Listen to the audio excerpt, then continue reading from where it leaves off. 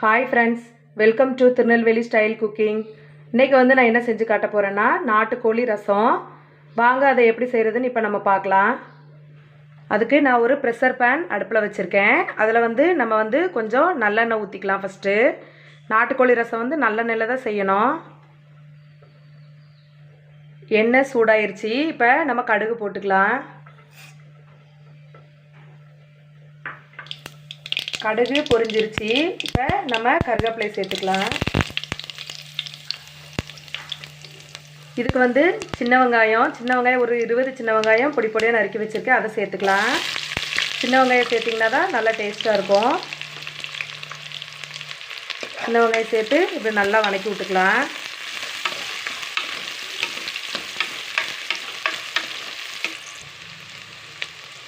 வெங்காயம் நல்லா வதங்கிருச்சு. இப்போ நம்ம தக்காளி சேர்த்துக்கலாம்.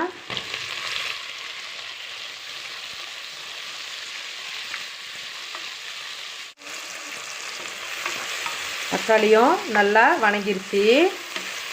இப்போ நம்ம இஞ்சி பூண்டு பேஸ்ட்டு சேர்த்துக்கலாம்.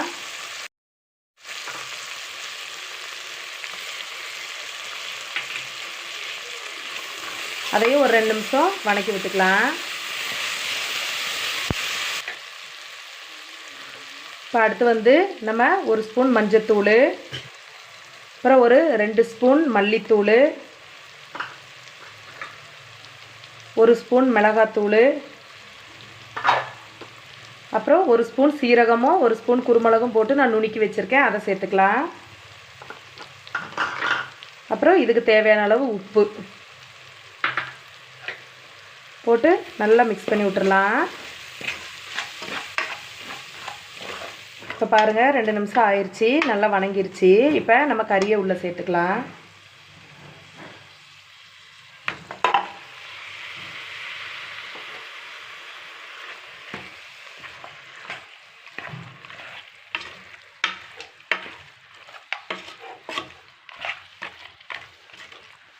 கறியை உள்ளே சேர்த்து நல்லா மிக்ஸ் பண்ணி விட்டுருங்க.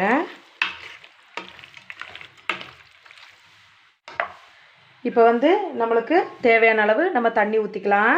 நம்ம நாட்டுக்கோழி ரசம் தான் வைக்க போகிறோம், அதனால் அது தண்ணியாக தான் இருக்கும். அதனால் கொஞ்சம் நம்ம தேவையான அளவு நம்ம தண்ணி ஊற்றிக்கலாம்.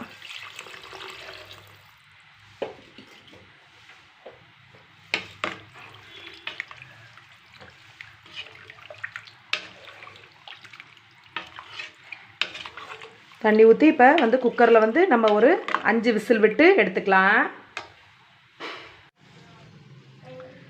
இப்போ பாருங்கள், குக்கரில் 5 விசில் விட்டு எடுத்தாச்சு. நாட்டுக்கோழி ரசம் ரெடி ஆயிடுச்சு. இப்போ மல்லித்தலை தூவிக்கலாம்.